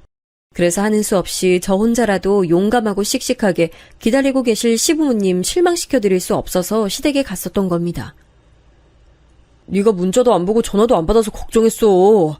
아니, 우리 부모님하고 대화는 다 한 거야? 어때? 괜찮았어? 어떻게 됐어? 내가 휴대폰을 무음으로 설정해놔서 못 봤나 봐. 대화가 잘 되진 않았는데 우리가 결혼은 할 수 있을 것 같아. 난 어찌됐든 오빠하고 결혼하고 싶은 마음에 변함없고 그러기만 하면 결혼은 어떻게든 따라오게 돼 있는 것 같더라고. 정말? 진심이야? 아이, 감동이다. 역시 나는 네가 해낼 줄 알았어. 영희, 최고다. 생각해보면 저희 두 사람 엄청 태평하기 짝이 없었네요. 저의 뜬구름 없는 대답에 대고 저런 열렬한 반응을 보였던 남편, 진짜 어찌 보면 순수하고 단순한 사람입니다. 개인적으로 저는 남편하고 굉장히 독특한 인연으로 맞는 사이라고 생각하고 있어요. 더 옛날 시점의 얘기를 좀 해볼게요. 때는 제가 22살일 적이었는데요. 억지로 성적 맞춰서 갔던 대학이 너무 적성에 맞지 않았고 전공을 옮겨보려고 해도 이미 때가 너무 지나 있었고 그렇다고 자퇴를 하자니 말도 안 되고 이래저래 침울한 상태로 있다가 휴학계를 내고 여행을 갔습니다. 해외여행을 혼자 가본 역사가 없었기 때문에 저는 원래 한 목적지를 설정했죠. 바로 미국이었어요. 친정언니가 단박에 거품 물고 반대했던 모습이 떠오르네요. 야, 서영이, 너 진짜 미친 거 아니야? 여자애가 혼자 어딜 가겠다는 거야? 미국? 너 무슨 미국이 비행기만 타면 능사이 나라인 줄 알아? 내가 너를 여태까지 학교 다니기 힘들다고 징징거리는 것도 측은한 마음으로 봐줬고 혼자 해외여행 경험 쌓고 싶다길래 내가 이것도 흔쾌히 동의했는데 미국은 진짜 아니지. 난 기껏해야 네가 일본 정도나 간다고 할 줄 알았어. 너 같은 소심이가 미국은 웬 미국이야? 말도 안 되는 소리 하지 말고 당장 취소해. 하지만 이왕 해외로 가볼 거라면 이런 기회에 지구에서 가장 잘난 나라 정도는 가봐야 하지 않을까? 얘가 돌았나 봐. 너 고작 그런 이유로 미국 가보겠다고 한 거야? 난 결사 반대고 너 절대 미국 못 보내니까 그런 줄 알아. 언니의 불호령이 제법 매서웠죠. 저는 어렸을 때부터 부모님이 많이 바쁘신 가정에서 자란 아이였어요. 위로 나이 차이가 좀 나는 오빠 언니가 있었고 제가 막둥이였죠. 참고로 저희 가족은 아빠, 오빠, 저 이렇게 3명은 딱 봐도 성격이 내향적인 사람인 반에 엄마와 언니는 성격이 괄괄합니다. 유전자가 어떻게 딱 그렇게 나뉘었나 봐요. 실질적으로 친정언니가 엄마 역할까지 해가면서 제가 사춘기 시절에 방황할 때도 잡아줬었고요. 집안 분위기가 자유롭고 풀어져 있고 이런 거랑은 좀 거리가 멀었어요. 오빠는 워낙 공부만 조용히 하던 사람이었고 언니는 아무도 강요 안 했는데 혼자서 효녀가 되어야 한다는 압박에 빠져서 악착같이 야무지게 굴었거든요. 이러니 집안 질서가 잘 잡혀 있었죠. 저는 성인 되고 나서 외박을 한 번도 안 해봤어요. 정확히는 못한 거였고 엄한 분위기가 아직 남아있었으니까요. 이런 제가 천하의 소심이가 대학 생활에 염증을 느끼고 무려 미국을 혼자 가겠다고 했으니 반대에 부딪힐 만도 했습니다. 근데 의외의 전개가 펼쳐졌어요. 엄마가 저를 허락해 주셨던 거예요. 영희야, 난 앞만 보고 달려오느라 양옆을 못 보고 살았어. 딱 앞만 보고 미친 듯이 뛰는 경주마 있지? 그렇게 산 것 같아. 뒤를 돌아볼 여유조차 없는 사람이었지. 난 우리 막둥이 영희가 이런 나하고는 다르게 살았으면 좋겠어. 엄마, 우리 남매 키우시느라 늘 고생하셔서 바쁘셔서 여유도 없으셨던 거 잘 알아요. 그러니까 너무 마음 쓰지 마세요. 여장부 같은 엄마가 이렇게 풀 죽은 모습을 하실 때면 제 심장이 덜컥 내려앉아요. 장남 장가 보내고 손주도 보고 이제 큰딸 시집 간다 그러고 이러니까 아주 내가 생각이란 게 많아져도 너무 많아졌어. 영희 너는 네 오빠 언니보다 더 많이 누리고 많이 보고 그렇게 살아. 알았지? 미국도 다녀와. 연락만 자주 하고. 나머지 가족들은 엄마 태도에 이게 뭔 일인가 싶어서 어안이 벙벙했는데 제가 그 와중에 미국을 아주 잘 떠났지요. 다들 아시는 유명한 곳으로 갔어요. 바로 LA였습니다. 날씨 좋고 한국인들도 많은 대도시를 저는 마음껏 누렸습니다. 우리나라가 얼마나 땅이 좁은지를 밖에 나가보니 알겠더라고요. 제 안에 새로운 세상마저 열린 감각이었어요. LA 안에서만 여행하기로 정해졌지만 용기가 생긴 저는 일탈을 했습니다. 당시에 젊은 층 사이에서 미국 드라마가 한참 유행했었거든요. 각종 범죄를 과학수사 기법으로 밝히는 드라마가 특히 인기였는데 배경이 된 도시 중 하나가 라스베가스였어요. LA와 근거리였죠. 그리고 바로 이 라스베가스로 가기 위해 공항에 갔던 때였는데요. 세상에 아직 출발 시간 전인데도 게이트로 가보니까 비행기가 없는 게 아니겠어요? 이거 큰일 났다 싶어서 발을 동동 구르고 있는데 지나가던 어떤 남자가 그런 저를 발견하곤 다가왔어요. 제가 혼잣말로 어떻게 라고 중얼거렸기 때문이죠. 그 남자도 한국인이었거든요. 제가 쥔 비행기 티켓을 본 남자가 황당하단 표정으로 말했어요. 왼쪽이 아니라 오른쪽으로 가셨어야 돼요. 애초에 게이트 방향을 잘못 찾아오셨어요. 지금 빨리 가시면 아직 늦지 않으셨을 것 같은데 얼른 오른쪽으로 뛰어가 보세요. 행운을 빕니다. 정말 감사합니다. 비행기 무사히 타면 살해할게요. 혼비백산 상태로 저는 게이트를 잘 찾아갔고 비행기 문 닫기 전에 간신히 탑승했습니다. 겁도 없이 떠난 라스베가스에서 저는 기념품을 잔뜩 샀죠. 그곳에서만 파는 게 있더라고요. 화려한 밤도시를 잘 구경하고 LA로 돌아갔는데 또 어이없는 상황을 겪었어요. 기념품 산 걸 넣어둔 크로스백을 LA 공항에서 잃어버렸습니다. 눈물이 글썽해서 제가 어설픈 영어로 공항 직원에게 경위를 설명했습니다. 손짓 발짓 다 섞어가며 설명했는데 이 공항 직원이 눈치가 없는지 영 못 알아들었어요. 답답해서 아주 소심이었는데도 욱하면서 크게 외쳤죠. 그린백! 그린백이라고! 아, 진짜 미치겠네. 기념품 인형들 들어있는 초록색 가방이라는 거. 설명하고 싶은데 어떻게 더 설명해야 되는 거야. 그린백, 스몰! 저기요. 혹시 그린백에 노란 줄무늬도 있지 않아요? 저 그거 좀 전에 카페에서 본 것 같은데? 그때 기적처럼 지나가던 어떤 사람이 제 얘기를 듣곤 그렇게 알려준 거예요. 안도의 눈물을 글썽이며 그 사람을 따라 공항 카페로 갔습니다. 바닥에 떨어진 걸 공항 카페 직원이 발견해서 카운터 위에 둔 상태였어요. 다른 사람이 아니라 직원이 주어서 다행이네요. 알려주셔서 감사합니다. 덕분에 온전히 찾았어요. 제가 살해하겠습니다. 살해를 하겠다고요? 그러고 보니까 저번에도 저한테 살해하겠다 해놓고 영영 사라지신 분 아니에요? 그 말에 고개를 들어 자세히 확인해봤더니 이 사람은 바로 얼마 전 제게 비행기 게이트를 알려준 남자였어요. 세상에 어쩜 이런 우연이 다 있을까 싶어서 저도 그 남자도 한참을 신기해했습니다. 저는 기념품 인형꼬리를 그 남자에게 주면서 제 메일 주소도 알려줬어요. 큰 기대는 안 했습니다. 저라는 소심이가 해외여행 혼자 하면서 신기한 경험도 한 것으로 그렇게 충분히 만족하고 끝낼 생각이었죠. 근데 한국 와서 메일을 확인해보니까 그 남자가 제게 메일을 보내놓은 거예요. 미국에서 공부하고 있는 그 남자와 저는 그렇게 메일로 자주 연락을 주고받았죠. 그리고 그 남자가 한국에 들어오고 나서는 직접 만나기도 했죠. 네, 당연하게도 바로 현재 제 남편입니다. 마치 로맨스 영화 주인공처럼 서로를 만났다고 생각한 저희는 금방 사랑에 빠져들었죠. 참고로 저는 대학을 나온 뒤에 돈은 많이 못 벌어도 제가 하고 싶은 일을 하는 직장에 들어갔어요. 친정언니의 잔소리가 심했죠. 그런 곳은 이직할 때 별로 도움이 안 된다는 이유로요. 하지만 엄마가 이때 또 제 편을 들어주셨습니다. 그러면서 한 가지 중대 발표를 하셨죠. 한 번 사는 인생 얽매이지 말고 하고 싶은 거 하면서 사는 게 최고지. 난 영희가 알바하면서 산다고 해도 만족이야. 그런 거에 구애받지 말고 내 자식들이 살았으면 해서 내가 여지껏 열심히 달려왔다고 생각하니까. 자, 그런 의미에서 얘들아, 너네 다 키워놨으니까 우리도 이제 다르게 살아보려고 해. 제주도 들어갈 거야. 부모님의 제주도행 선언에 깜짝 놀랐네요.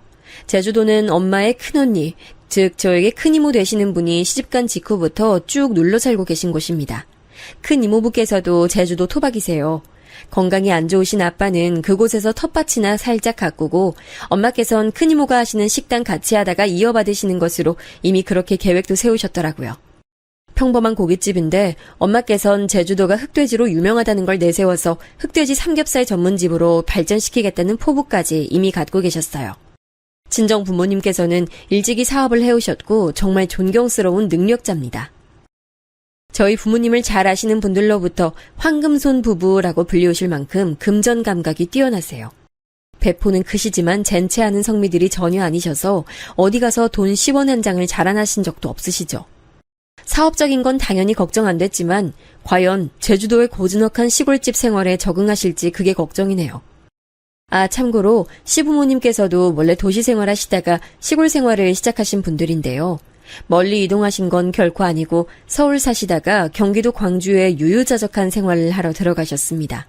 그 동네를 시어머니께서 특히 좋아하셨고 자부심도 무척 느끼신 걸로 알아요. 이야, 지금까지 치열하게 달려온 게 안 아까운 동네 풍경이네. 고즈넉한 동네, 수준 맞는 사람들이 사는 고급 단지. 아유, 바로 이거야. 인생을 성공으로 이끈 진짜 백이 성공한 사람들만이 누리는 인생 이막의 안락함. 그게 바로 이런 거라고. 평생 이런 맛은 못 느껴보고 늙어 죽는 사람들이 우리나라에 얼마나 많을까? 우리 집안 정도면 하여간 상류층 문화란 문화는 다 누려보고 산다니까. 계급의 사다리 같은 것에 시어머니께선 일찍이 관심 많으셨대요. 그러실만 했죠. 왜냐면 시부모님께서는 믿었던 지인에게 사기를 당한 후 어렵게 사신 전적이 있으시거든요. 근데 죽으란 법은 없는지 집안 차원에서 옛날에 사뒀던 시골 땅이 수지를 맞은 거예요. 그걸로 형편이 좀 폈고 시어머니께서는 자식들에게 모든 교육을 지원해 주셨습니다. 변하지 않는 자산은 지식이라고 여기신 걸 수도 있겠네요. 자식 농사가 최고라는 것이었겠죠. 남편은 사남매인데요. 첫째인 아주머님께서는 법조인의 길을 걸으셨습니다. 둘째인 큰 신우는 원래 고등학교 때까지 의사를 꿈꿨지만 대입 직전에 현실적인 목표로 설정을 하고 교대를 들어갔어요. 그렇게 교사가 됐죠. 셋째가 남편인데 연봉 괜찮은 중견기업에 재직하는 회사원이었고요. 막내인 작은 신우이가 마치 자기 언니 대신 의사라는 목표를 가진 사람처럼 의대를 들어갔습니다. 저하고 남편이 처음 사귀기 시작했을 때 작은 신우이는 한창 의대 재학 중이었네요. 이러니까 우리 집에선 내가 자유로운 영혼으로 꼽히는 거야. 영희야, 저번에 내가 얘기해줬었나? 내가 어렸을 때 우리 집 형편이 확 안 좋아졌던 시기에 미국 사시던 큰 고모가 나를 맡아주겠다면서 데리고 가주셨거든. 그래서 내가 어렸을 때 2년을 미국에서 살아본 거였어. 근데 너무 황당한 게 우리 엄마는 자꾸 미국 물이 잘못 들어서 사상이 자유로워지고 학업에 흥미가 없는 거라고 생각을 하셔. 그것 때문에 큰 고모 원망도 많이 하셨어. 아니 왜? 만약에 미국만 그때 안 갔어도 오빠가 더 공부 열심히 하고 전문직 종사자가 됐을 거라고 설마 그렇게 생각하시는 거 아니지? 왜 아니겠어. 맞아. 그래서 우리 엄마는 진지하게 큰 고모 원망하셨고 이것 때문에 아버지랑 종종 말다툼도 해오셨어. 이 이야기를 듣고 너무 황당하다 생각했어요. 대체 가족을 위하는 마음이셨던 큰 고모님은 무슨 잘못이고 미국은 또 무슨 죄인가요? 저는 그냥 웃고 넘겼는데 설마 결혼을 염두에 두고 시어머니를 뵈러 갔을 때 그 미국 얘기를 진짜로 듣게 될 줄은 몰랐죠. 남편이 대학교 때 미국으로 교환학생 갔다가 저를 만난 거였으니 시어머니 입장에선 미국이란 씹어먹어도 시원찮을 나라였을지도 모르겠습니다. 시어머니께서는 제 면전에 대고 결사 반대를 외치셨던 분이었지만 결국 저와 남편이 결혼으로 가는 길을 막진 못하셨어요. 저와 남편이 꼭 결혼 상대를 서로여야만 한다고 강력 주장했던 게 단연코 1순위 사유였고요. 그 다음으론 시아버지께서 저희를 지지해 주시면서 허락해 주신 게 유효하게 작용했습니다. 차마 대놓고 제 이런 짐작을 꺼내어 볼 곳은 없었습니다만 드센 시어머니 때문에 시아버지께서 그간 골머리를 많이 알아오신 듯 했어요. 자식 농사를 줄줄이 성공시키신 자부심 때문에 시어머니께서 유세를 많이 부려오신 모양이었죠. 그런 시아버지의 눈에는 저라는 사람이 무척 무난하고 좋아 보이셨나 보더라고요. 제가 남편보다 직업도 연봉도 부족한데 그런 것 따위 전혀 신경 안 쓰셨거든요. 그리고 또 저희 부부가 결혼하기 전에 아주 공교로운 일이 벌어졌습니다. 바로 신혼집이 구해진 거였어요. 구하려고 구한 게 아니라 신혼집이 절로 생긴 셈이었죠. 아주버님께서 일을 해외로 가서 하시게 된 게 이유였습니다. 거의 3년 일정으로 잡고 계신다 하기에 아주버님 식구가 다 함께 해외로 떠나게 되었고 큰 가구만 남겨둔 그 집에 저희 부부가 들어가서 결혼 생활의 첫 시작을 하기로 한 것이지요. 먼저 그러고 싶단 말도 안 했는데 아주버님께서 그냥 제안을 막 해오셨어요. 어차피 집을 내놓을 것도 아니고 남은 큰 짐들은 관리를 해야 하는데 그러려면 누구라도 들어와서 사는 게 최고라는 것이었죠. 이 사태를 당혹스러워하신 분은 단연 시어머니셨어요. 우리 장남이 너무 이렇게 급작스럽게 외국까지 나가서 일을 하게 되다니 오만 걱정이 다 앞서네. 아이 근데 왜 하필 미국이야? 난 왜 이렇게 그놈의 미국이라는 소리만 들어도 짜증이 확 나지? 그러면서 시어머니께서는 저를 엄청 노려보셨죠. 저는 눈치 하나 없는 사람인 척 연기하면서 시어머니께 따스한 눈빛으로 화답해드렸습니다. 그러자 질색하시면서도 그날 다시는 저를 안 노려보시더라고요. 무튼 신혼집까지 정해진 이상 저희는 무조건 결혼하는 것이었죠. 심지어 정말 인기 많은 예식장에 웬일로 취소 자리가 나서 일찍 결혼식까지 올렸어요. 아주버님 식구들의 출국 일정에 맞추다 보니까 그렇게 됐고 상견례도 엄청 간단하게 지나갔어요. 결혼식 날 저는 시어머니께서 제 친정엄마 쪽을 바라보시며 경악하신 눈빛으로 이렇게 중얼거리시는 모습을 목격했습니다. 도대체 머리를 어디서 해온 거야? 아니 지금 때가 어느 때인데 김원선이 한창 노래 부르고 다니던 시절에 그 머리를 나고 오셨어. 세상에 난 몰라. 아유 누가 촌스러운 삼겹살 식당 하는 여사장님 아니랄까봐 온몸으로 촌티를 팍팍 풍기시는구만. 아유 창피하다고 해야 할지 수치스럽다 해야 할지. 그날 엄마께선 가수 김한선의 옛날 머리 같은 올림 파마 머리를 하고 오셨어요. 근데 중요한 건 엄마께서 그런 스타일을 정말 좋아하실 뿐더러 굉장히 잘 어울리셨다는 거죠. 너무 잘 어울려서 오히려 머리가 그렇게 튄다는 느낌이 없을 정도였어요. 하지만 시어머니께서는 저희 엄마를 향해 이미 색안경을 끼신 상태였기 때문에 엄청 안이 꼽게 보셨습니다. 그리고 그날 또 소소한 일화가 하나 있었죠. 엄마께서 결혼식에서 만나는 가까운 지인이나 친척분들에게 주시려고 제주도에서부터 흑돼지 고기를 공수해 오셨어요. 생고기를 진공 포장한 것이었고요. 본식 순서가 모두 끝나고 나서 엄마께선 그걸 손수 몇몇 분들에게 나눠주셨습니다. 그러면서 시어머니를 향해 인사를 건네셨죠. 사부인, 영희 얘기 듣자니 고기 로스는 다 좋아하신다면서요. 사부인 특별히 챙겨드리려고 양 많이 진공 포장한 것도 챙겨왔어요. 이거 구워 드시면 정말 맛있을 거예요. 숙성이 아주 제대로 됐거든요. 아이고 뭐 이런 걸 다 주고 그러세요. 고기는 마트 가면 1년 365일 살 수 있는 걸 굳이 이렇게 보냉 가방에 바리바리 넣어서 가져오실 필요가 있으셨을까 싶네요. 무튼 주신다니까 감사히 챙겨가겠습니다. 맛있게 먹을게요. 보냉 가방의 맨 아래에 있던 것을 챙기던 시어머니께서 돌연 헛구역질을 하셨어요. 이유는 보냉 가방 위로 한 겹 더 포장하듯 둘러맨 보자기 천이 있었는데요. 그게 새 제품이어서 섬유 자체의 냄새가 크게 나고 있었는데 돼지고기 냄새와 혼합되면서 시어머니 비위를 건드렸나 봐요. 아니 그러길래 애초에 왜 이런 걸 들고 와서 나눠주고 그래요? 여기가 무슨 도떼기 시장 정육점인 줄 아세요? 아유 품격 없어.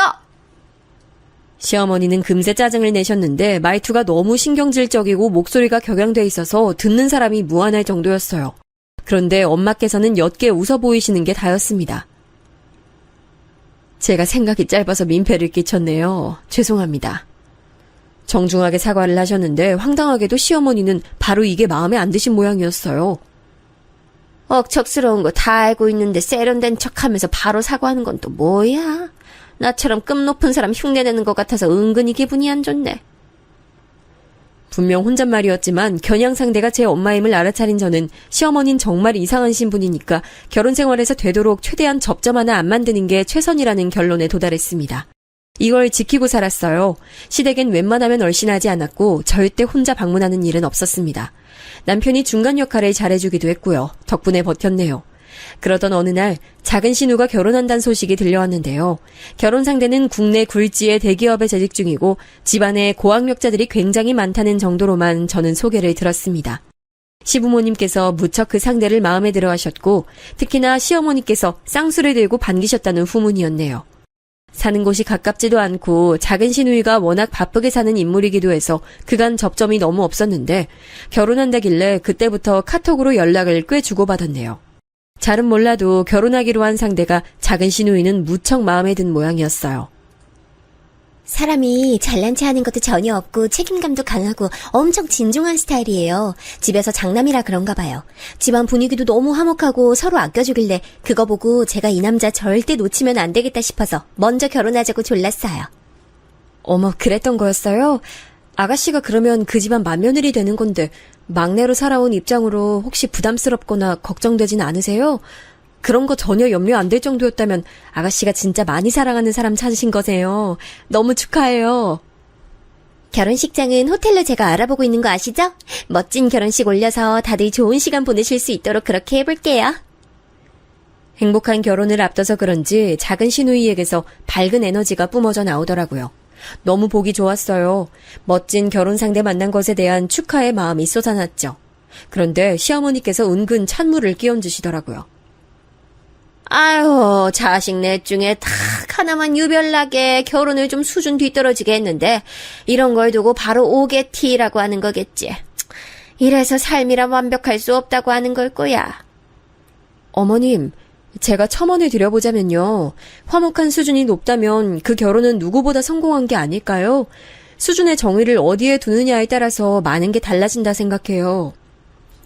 생긴 것만 보면 유들유들하니 순하게 생겨가지고 목소리도 얌전할 것 같은데 말을 뱉기만 하면 쓸데없이 줄줄 흘러나오니 너도 참 매번 한숨 나오게 만드는구나. 아유, 넷 중에 딱 하나 그 아쉬운 결혼이 두고두고 이렇게 후회될 줄 알았다면 기를 쓰고 말렸을 것을. 그 정도로 많이 아쉬우세요? 하지만 어머님, 제가 잘 알진 못하지만 아주버님께서는 일을 사랑하시는 것만큼 가정을 아끼시는 분이세요. 그러니까 아주버님 너그러이 봐주세요. 너 지금 뭔 헛소리를 하는 거야? 우리 장남은 왜 들먹거려 갑자기?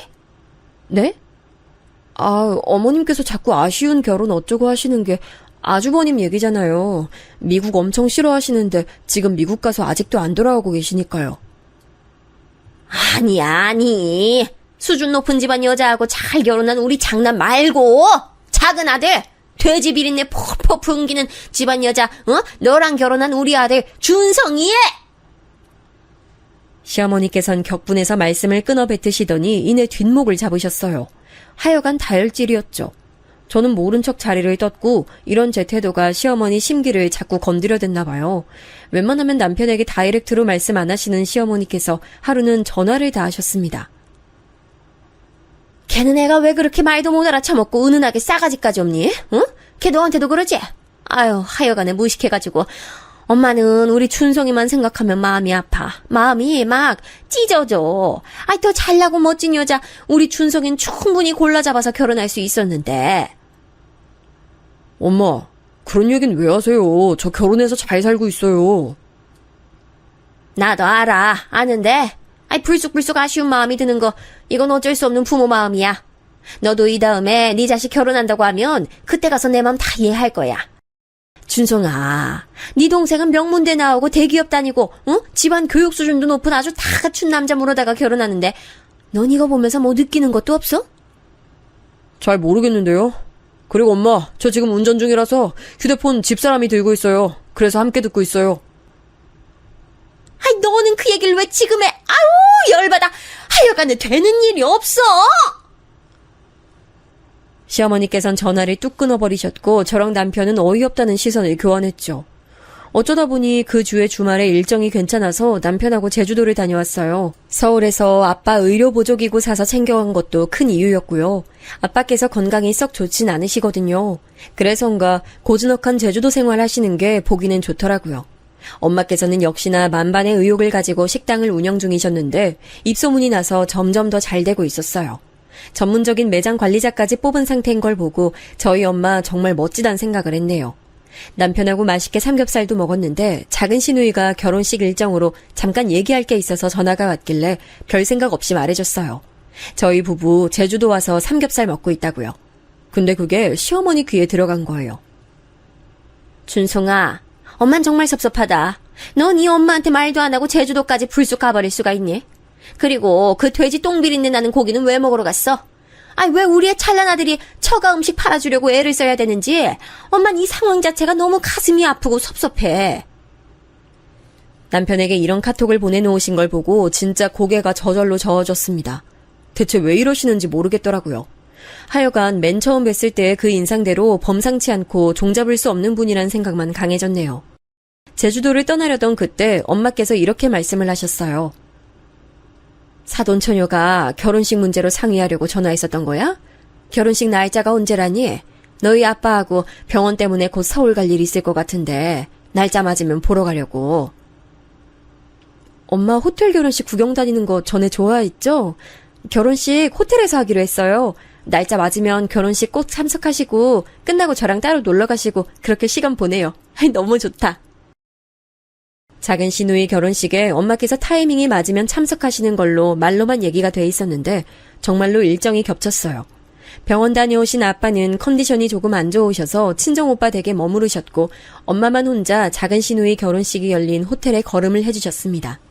작은 시누이가 신랑감 잘 골랐다고 시어머니께서는 침이 마르도록 칭찬을 하셨는데 결혼식장에 참석해보니까 왠지 공감 가긴 했어요. 뭐랄까 신랑층 하객들이 전부 인상이 부드럽고 좋으면서 차분한 느낌이더라고요. 참 신기했어요. 시매부 되실 분도 인상이 말끔했는데 그 부모 형제 얼굴들 보니까 다 하나같이 올곧은 인상이었습니다. 너무 멋진 분위기 가족 같아서 저도 모르게 신랑 측 혼주석을 자꾸 쳐다봤네요. 결혼식이 본격적으로 시작되기 직전 엄마는 도착하셨습니다. 엄마, 여기에요, 여기. 앞쪽으로 오세요. 식 끝나기 전에 못 오실 줄 알았는데 갑자기 차 막힌 게 뚫렸어요? 나도 몰라. 어느 순간 길이 휑하게 뚫리더니 금세 여기까지 도착해버렸네. 야, 안에 예쁘게 잘 해놨다. 톱스타들 결혼하는 현장 같네. 엄마께서 너스레를 떠시며 제가 앉아있는 앞쪽 구역으로 오셨어요. 그때 혼주석에 자리하신 시어머니께서 이쪽을 보시며 오만상을 쓰시는 게 눈에 들어왔습니다. 저희 엄마가 오신 게 뭐가 그리 기분이 나쁘셨는지 이렇게 외치시더군요. 격 떨어지게 씨리, 응? 돼지 똥내 풍기면서 대체 여기가 어디라고 와? 작지만 분명하게 들린 그 음성에 제가 귀를 의심하고 있었습니다. 신랑 측 혼주석에 앉으신 분들이 시어머니의 힐난에 무심코 이쪽을 보셨다가 동시에 깜짝 놀랐어요. 아니 이럴 수가. 권 여사님. 심해부 부친 되시는 사돈어른께서 자리에서 벌떡 일어나셨습니다. 권 여사는 저희 엄마를 지칭하는 호칭이어서 저도 놀랐어요. 엄마가 제 심해부의 부모님을 어떻게 아신다는 건가요? 근데 엄마께서도 무척 당황하시며 화답하시더군요. 아유, 자네들이 여긴 어쩐 일이야? 보아하니 자식 장가 보내는 날인가 보지? 난 우리 사돈처녀 시집 간다길래 이렇게 보러 온 건데. 아유 이럴 게 아닙니다. 권 여사님 절부터 받으십시오. 사돈어른은 돌연 벅찬 얼굴이 돼서 정말로 바닥에 대고 절을 한번 올리셨습니다. 그 모습을 보고 저도 놀라고 다른 모든 사람들도 놀랐지만 시어머니만큼 놀라진 않았을 거예요. 무척 당황한 시어머니께서 목소리까지 떨며 물어보셨거든요. 혹시 따로 아는 관계이신 건가요? 예, 그렇고 말고요. 우선 권 여사님께서는 저희 지역 거물로 꼽히시는 분이십니다. 그게 비단 건물도 있고 땅도 있기 때문만이 아니라 지역 주민들을 위해 정말 좋은 일도 많이 하셨기 때문이에요. 특히 형편 어려워 학업 제대로 이어가기 힘든 학생들을 정말 많이 후원해 주셨습니다. 오늘 장가드는 제 큰아들 놈도 저기 계신 권 여사님 도움으로 대학까지 무사히 나왔어요. 저희 가족이 주식 실패로 인생 낭떠러지 끝에 몰렸었고 쌀 한 톨이 아쉽고 아까웠는데 권 여사님께서 후원해 주신 덕에 애들은 걱정 없이 공부할 수 있었죠. 저희 둘째 셋째도 전부 권 여사님 도움받아 공부 마친 아이들입니다. 사돈어른께서는 무척 고무된 얼굴로 감격에 차서 말씀을 쏟아냈어요. 저도 들으며 탄성을 내뱉었습니다. 엄마께서 그런 일들 하시는 것 정도야 대강 예전에 알았지만 구체적인 걸 들은 건 이때가 처음이었으니까요. 권 여사님, 이렇게 다시 뵙게 되어 신기하고 감동입니다. 저희 둘째 셋째 모두 명문대 간판 달고 좋은 직장 들어가서 자기 돈벌이 하고 있습니다. 권 여사님 덕분에 가능했던 것 같아요. 아니에요. 제가 무슨 애들이 전부 머리가 좋고 워낙 영특하고 성실하니까 해낸 거죠. 전혀 대가도 안 받으시고 정말 좋은 일 하신 저희 가족 은희님을 한시도 잊은 적 없습니다. 이런 곳에서 다시 뵙게 될 줄이야. 저기 그런데 실례지만 아까 안사돈께서 하신 말씀은 대체 뭐였습니까? 감동에 차서 말씀하시던 사돈어른께서는 불현듯 뭔가 떠오르자 표정을 굳히시며 시어머니께 그렇게 물어보셨습니다. 넋이 빠져있던 시어머니께서 흠칫하시면서 대답을 하셨는데 눈에 초점이 없었어요. 아유, 아무것도 아닙니다. 아유, 저희 사부인께서 얼마나 인망이 좋으신지 전 진작에 그걸 알아봤죠. 근데 부동산까지 그렇게 다 있으실 줄은 몰랐네요. 아유, 얼른 시기 시작하고 빨리 끝이 나야 제가 직접 여쭤볼 텐데 아쉽네요. 스스로도 민망하셨는지 말씀을 맺자마자 얼굴이 붉게 달아오르더군요. 시아버지께서도 어이없다는 표정이셨고 사돈 내외 두 분은 말할 것도 없었죠. 기가 막힌 낯을 하고 계셨어요. 그런데 엄마께서 자리에 가만히 착석하시며 결혼식 순서를 기다리자 다른 분들도 자연스레 그걸 따랐습니다. 결혼식은 무사히 끝났는데 단체 사진을 찍자마자 시어머니께서는 갑자기 주랭랑 치셨습니다. 아유, 어제 먹은 떡이 잘못됐나. 자꾸 속이 안 좋네. 전 좀 먼저 가봐야 할 것 같네요. 천천히들 즐기세요. 도망을 치다니 정말 치사하고 멋없는 방법이었죠. 제 엄마의 정체를 알게 된 작은 신우와 심해보든 기절할 땐 놀랐는데요. 심해보든 부전자전음을 증명하듯 당장 엄마께 절부터 올렸습니다. 분위기는 감동이 섞인 화기애애함이었어요. 단언컨대 시어머니를 제외한다면 나머지 모두가 그날 화목하고 사이좋게 친목을 쌓고 회포를 풀었습니다. 그리고 이튿날 시어머니의 어색한 사과가 이뤄졌죠. 내가 그간 사부인이 어떠신 분인지 몰라 뵙고 행동을 했어. 너에게 내가 진심으로 사과를 전할게. 당연히 물론 사부인께도 따로 연락드릴 참이야. 궁금한 게 있는데요. 어머님은 그러면 재산 정도에 따라서 사람 끝매기고 거기에 맞춰서 행동하시는 분이세요? 제 일침에 시어머니께서는 아무 반박도 못하셨습니다. 그러더니 사흘 정도 끙끙 앓아누우셨죠. 시아버지 표현에 따르자면 그냥 화병 말고 우화병이란 게 도지신 듯 했습니다. 어쨌거나 이때 털고 일어나신 이후론 저에게 눈치 안 주시고 잔소리 안 하시고요. 특히 남편에게 결혼 잘못했다느니 하는 내용의 기억자도 안 꺼내게 됐네요.